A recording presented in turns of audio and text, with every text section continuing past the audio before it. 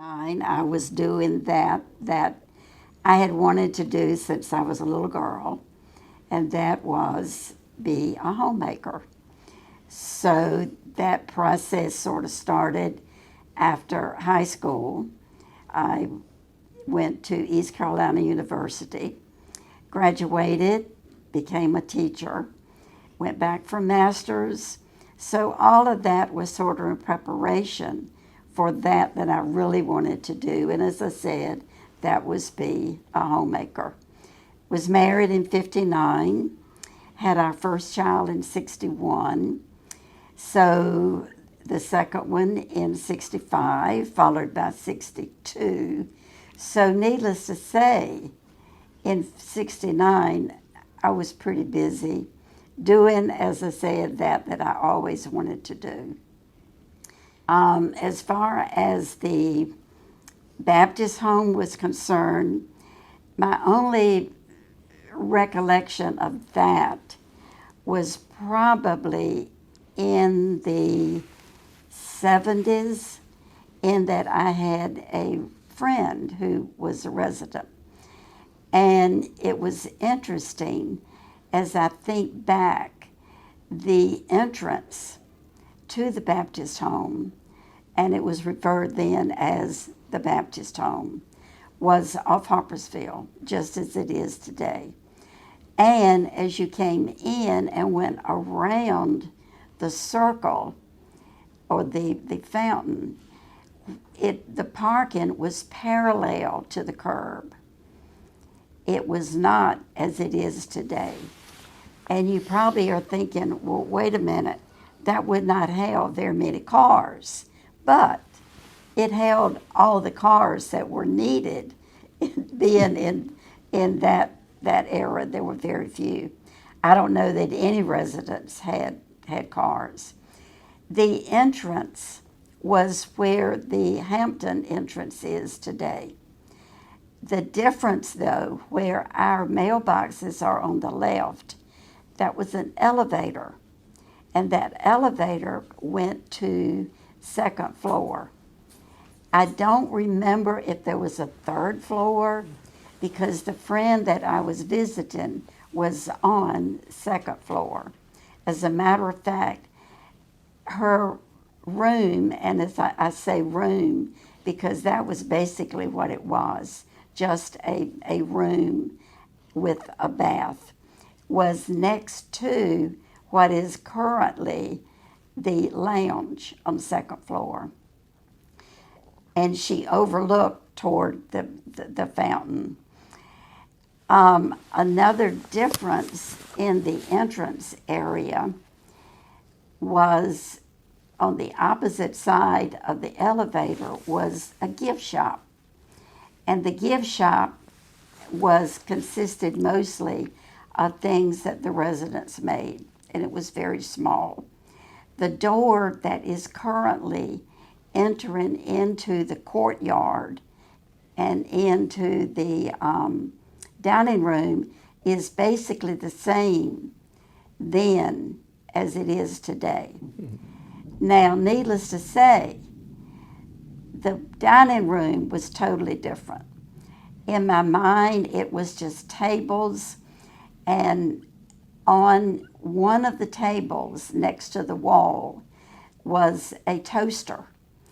And anyone who wanted their loaf bread toasted, they would pass it on down, and it could be toasted there. The entrance to the health care was what is currently the area that leads down beside the kitchen area and on into the health care.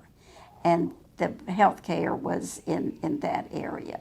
The Funny Farm, which of course now we refer to as the Funny Farm, was started by a Mr. Nettles.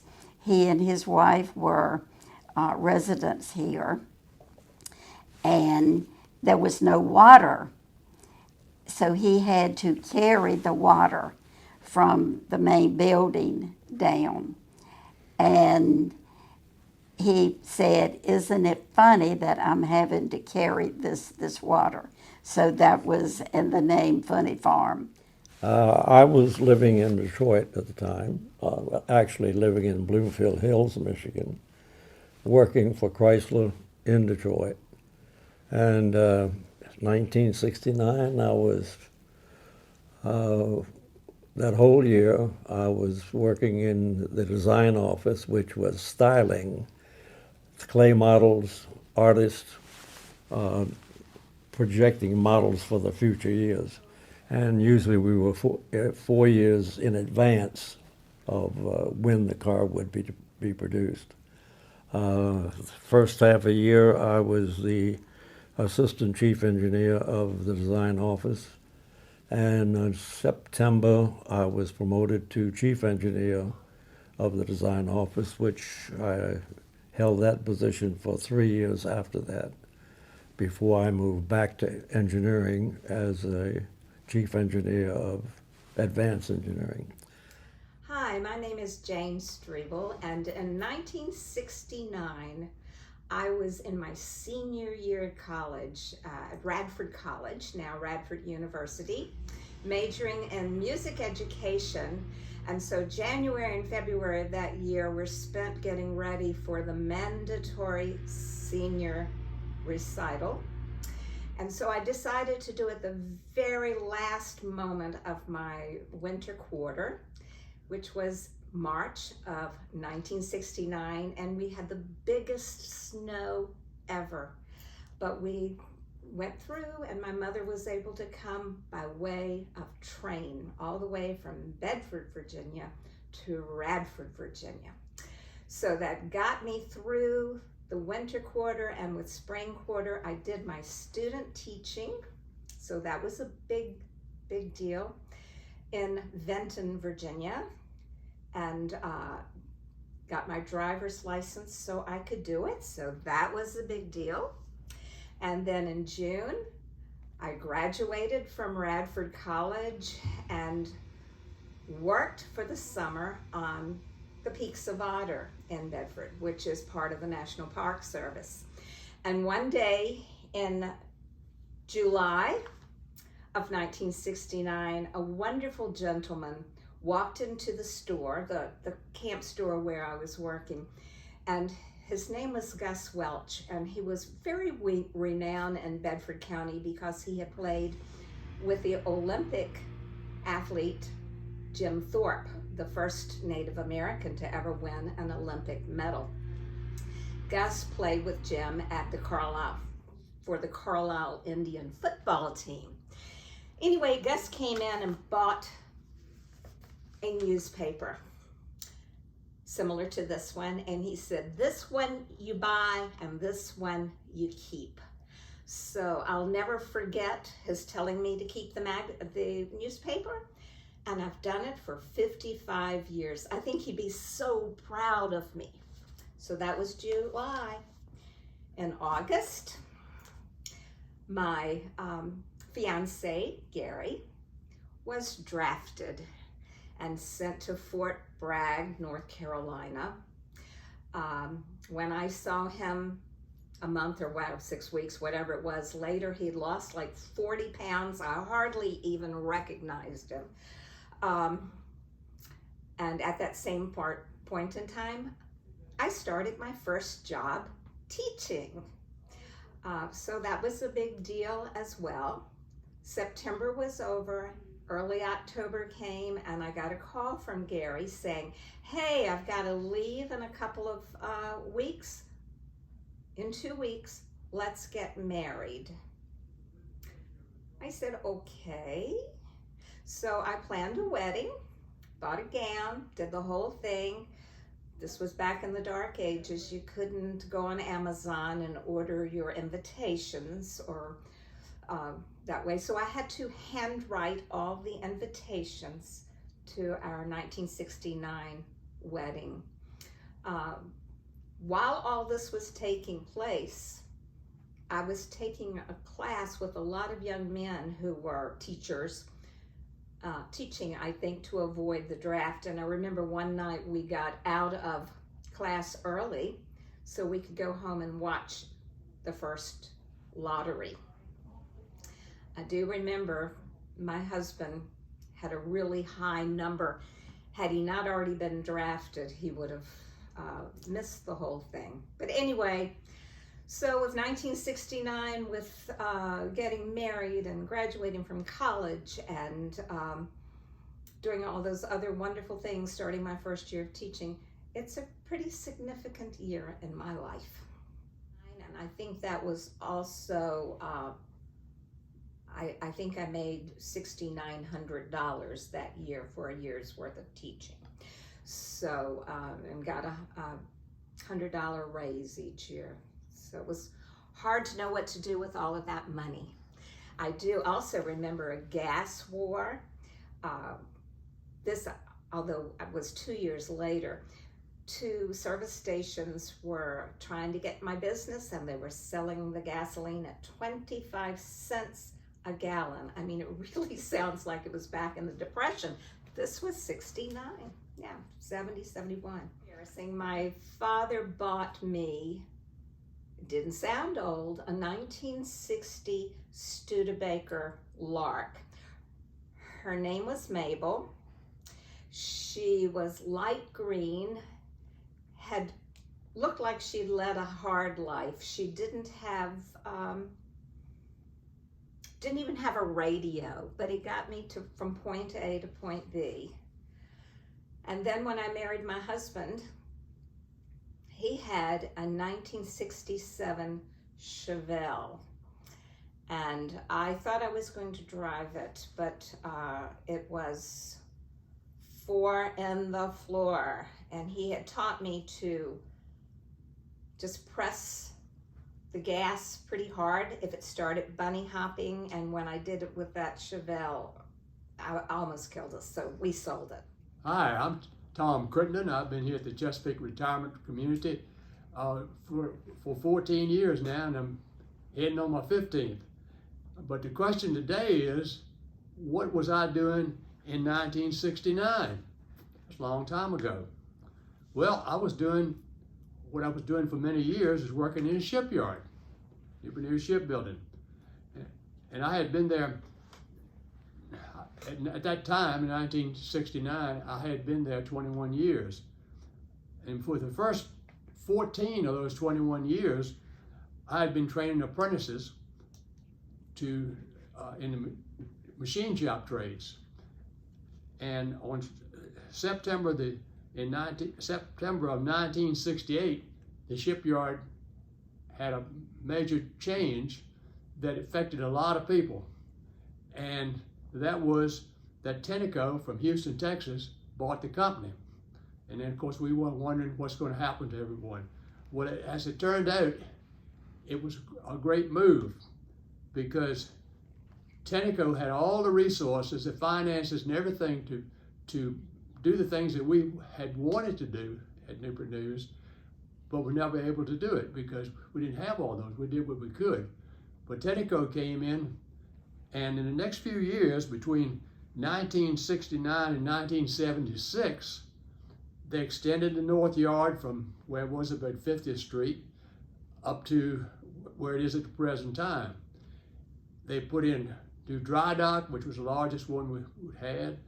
They put in facilities for bending steel and doing all the things that we needed to do to make ships faster and larger. And that worked very well.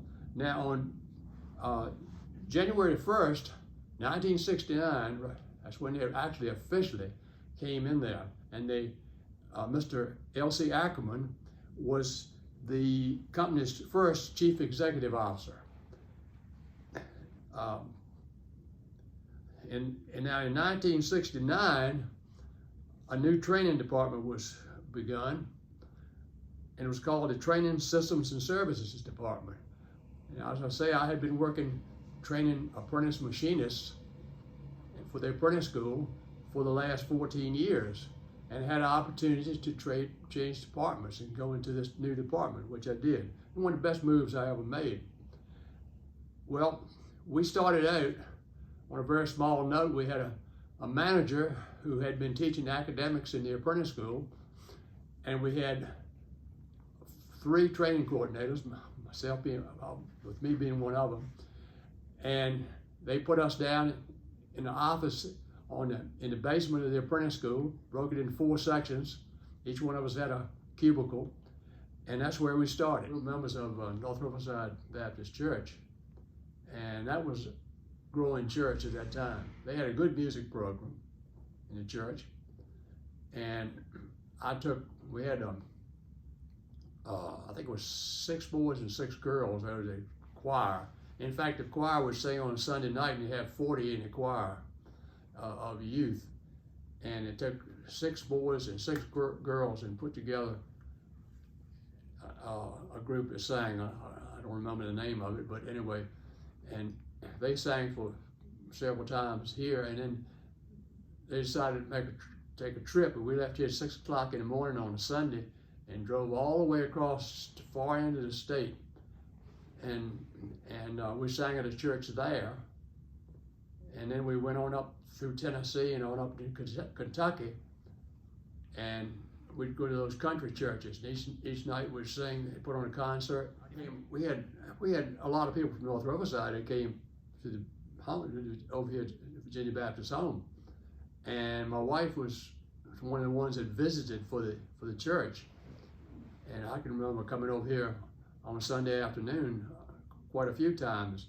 But one of the interesting things is that her Sunday school class at the church, they picked one of the ladies here at the home who didn't have any family here. She was from the Eastern Shore, and they picked her, and you know, different ones would take her out or take her to their home and give her dinner, or I guess it'd be more lunch.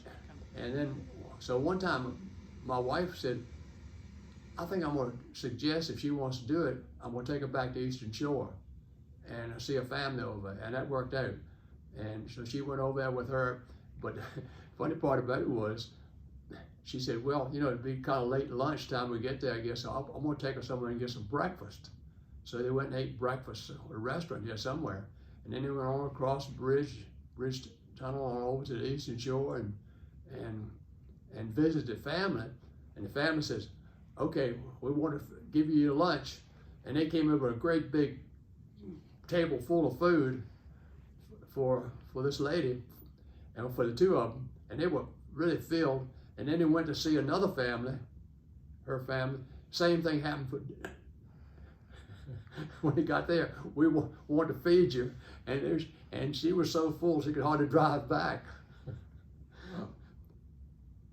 I would like to say one more thing about 1969, and that is that our daughter Debbie decided, well, she was thinking about it. She and her mother decided that we'd all go look at colleges.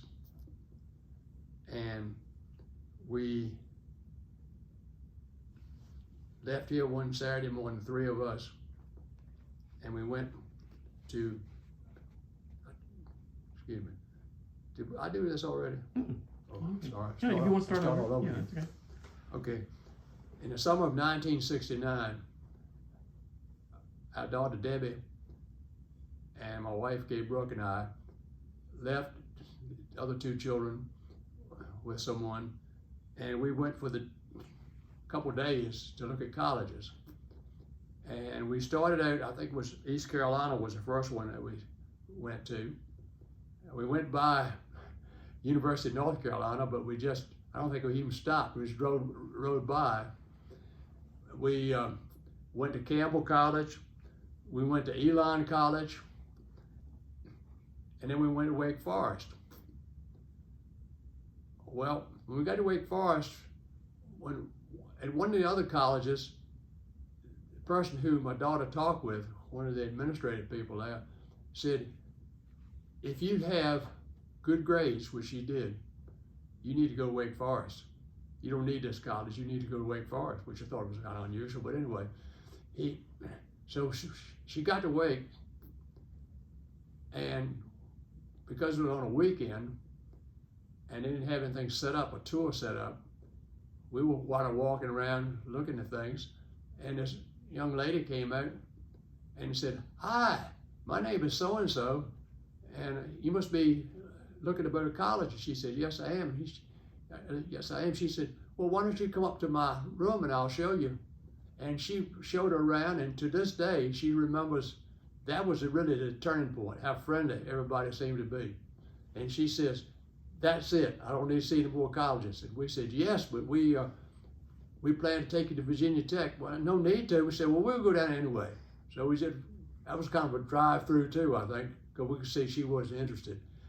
And she went there 4 years, played in the band, made good grades, and went on to get a master's later on. Not there, but another school up north after she was married. So, but that all happened in the summer of 1969.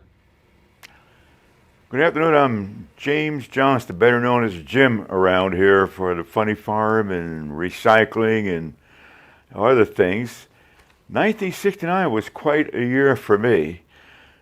My wife and I had been living first in Guantanamo Bay, Cuba, for 2 years, and then almost a year in Norfolk, Virginia. Never been to the West Coast before.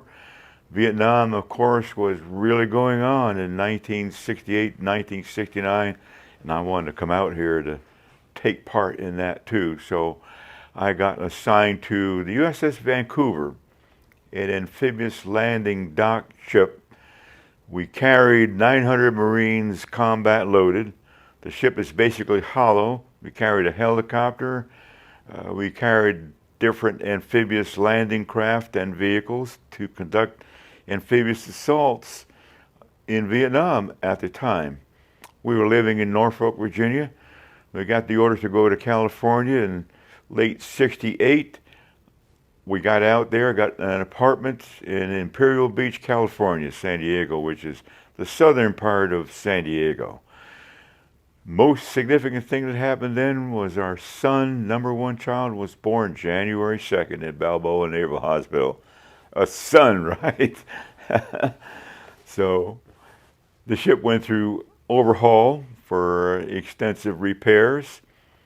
We did some traveling around San Diego at the time to see all the sights. Loved San Diego out there. Finally, in July of 1969, the ship deployed to go to Vietnam. We picked up our 900 plus Marines and all the equipment and headed on out that way, making stops in Hawaii and the Philippines before we started conducting amphibious assaults. My job on the ship was as Combat Information Center Officer, CIC officer, and intelligence officer, operational intelligence officer. So we did a number of amphibious assaults. What I did in CIC with my CIC team, radar and communications, to direct the landing craft and track vehicles to go to the right beach on time. And that's what we did. We did 3 or 4 of those during that time frame. We had some interesting things happen out there too. The biggest threat to the amphibious ships would be coming from North Vietnam by these, what they called OSA and COMAR, high-speed missile-carrying launching boats.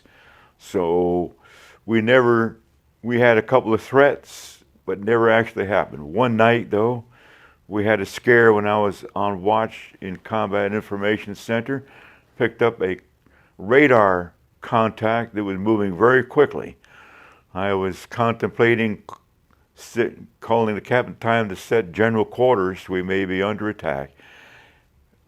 A little bit later on, we got a radio communication from another Navy ship, the USS Flagship, are one of 2 hydrofoils that operated out there.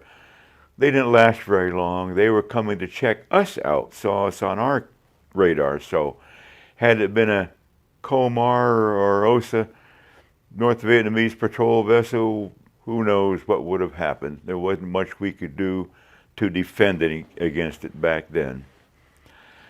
Another incident that we had, the Western Pacific is very rough out there in the winter, really a lot of storms. We did a lot of patrolling between the Philippines and off the coast of South Vietnam, watching for any kind of civilian vessels, Navy ships, vessels that might be carrying contraband supplies going to South Vietnam that shouldn't be, or keeping track of those coming to go into North Vietnam. We also had a passive electronic warfare capability.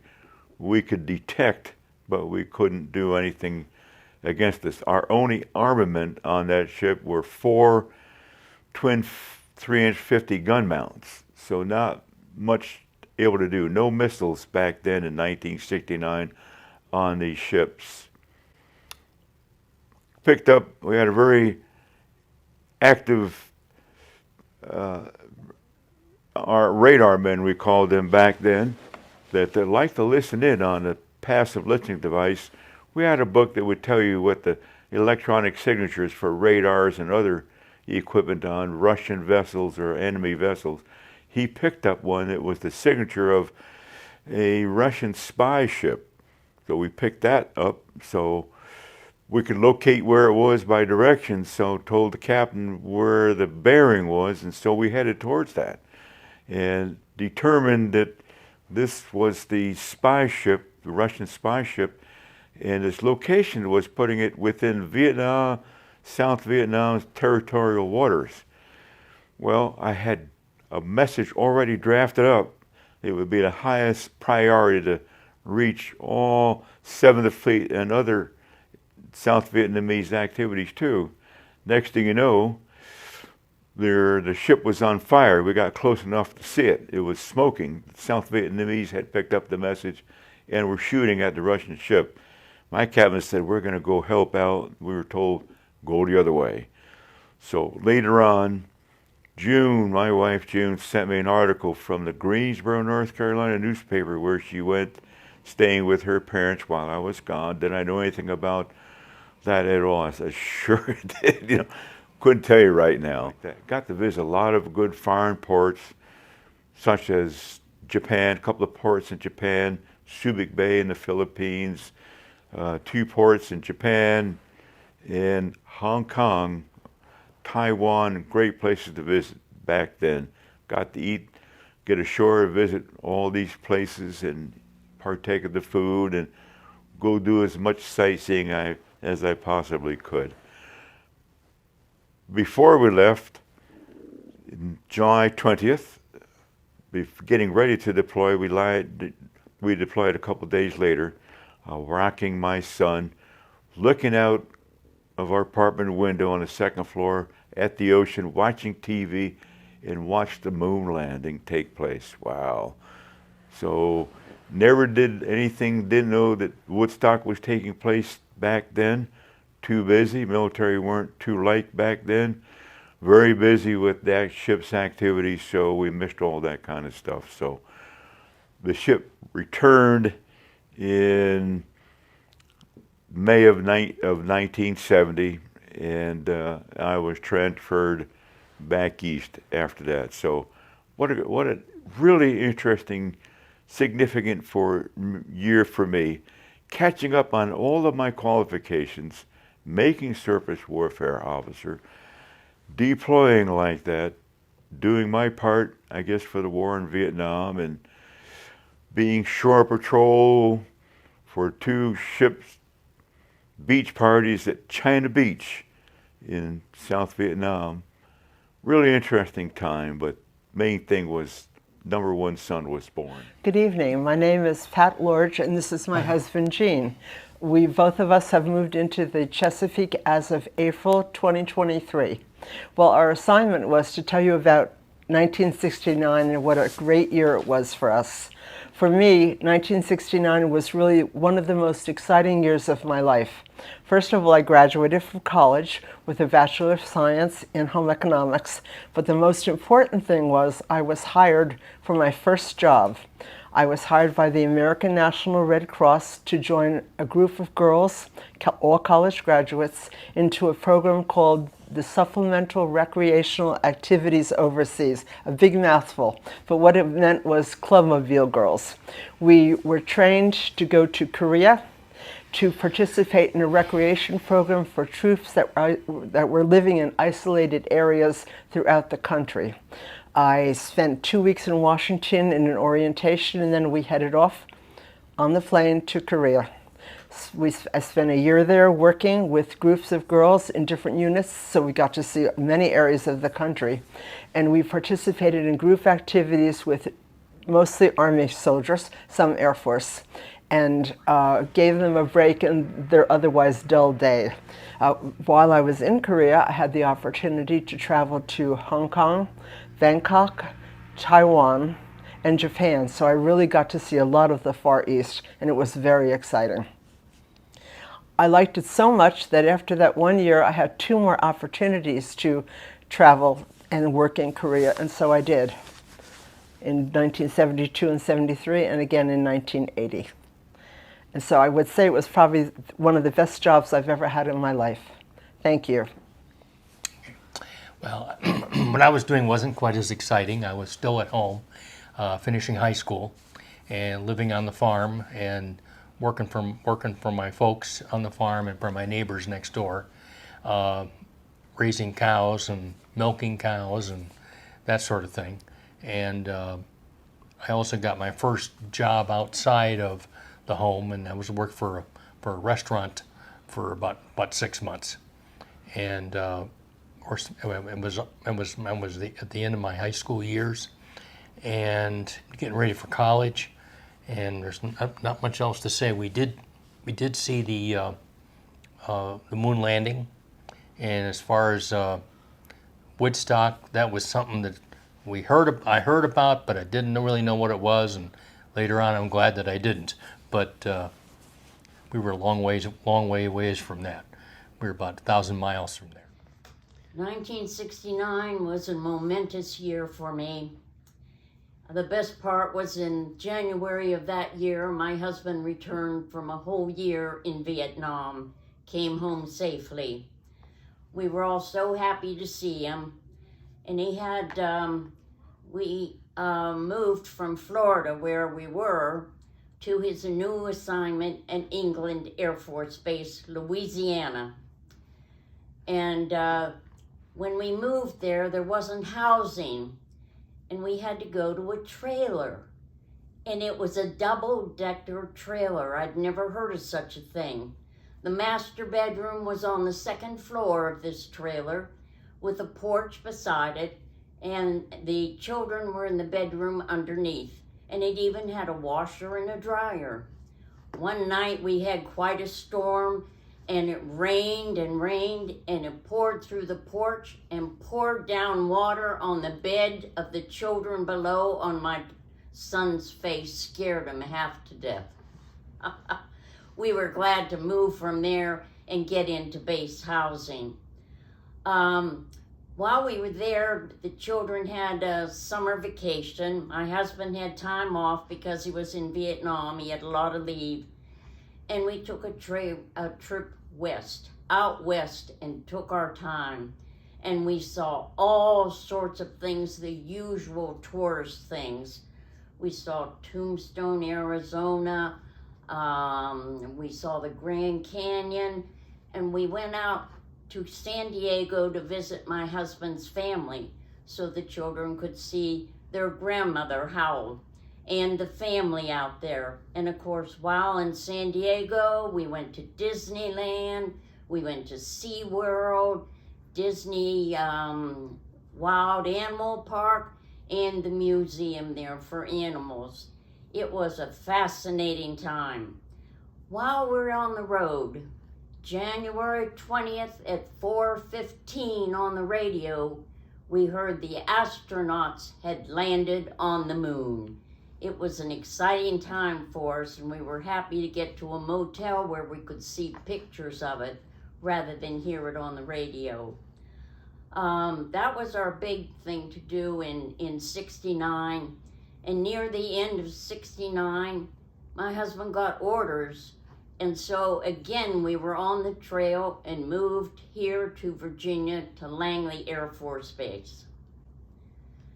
That's about all I can think about for 69. Hi, my name is Dot Ryder. In 1969, it was a wonderful year because I was accompanying my husband to the island of Crete, Greece, and we lived there for 2 years, and it was a wonderful experience.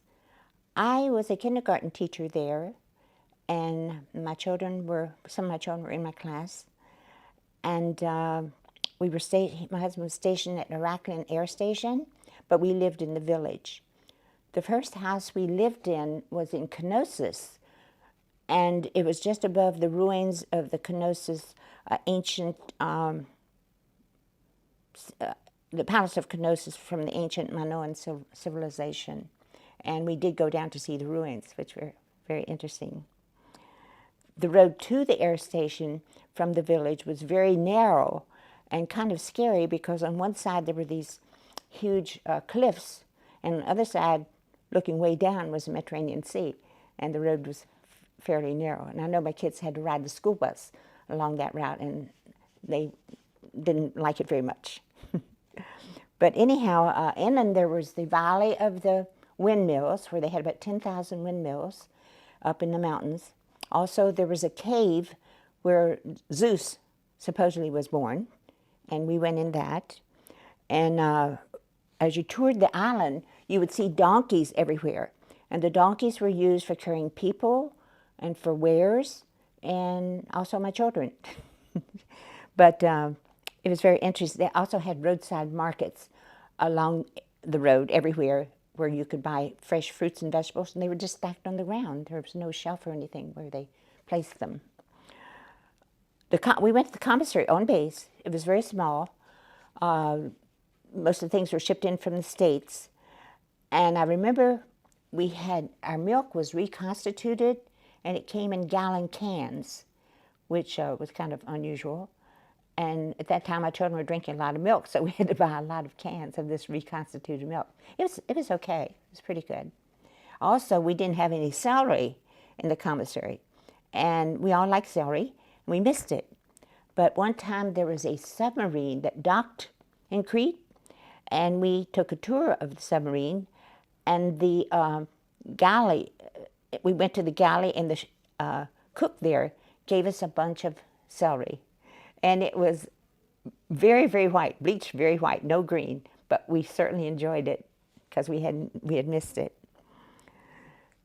Another thing I remember was the Epiphany on January 6th. The whole village turned out for that. And the priests led the village in all their garb. They had real tall hats, and they had lots of robes on, and they carried banners. And all of the village people followed them through the town of Heraklion, and then down to the sea. And at the sea, they threw in a cross. And all these young men, like 18 to 25, dove into the sea in January and tried to find the cross. And whoever found it, of course, had good luck for the rest of the year. But that was a tradition they did every year. Our experiences there were, really exciting and unforgettable. The people were very friendly. The water was very beautiful, the prettiest water I've seen in all my travels. And the Greek food was excellent.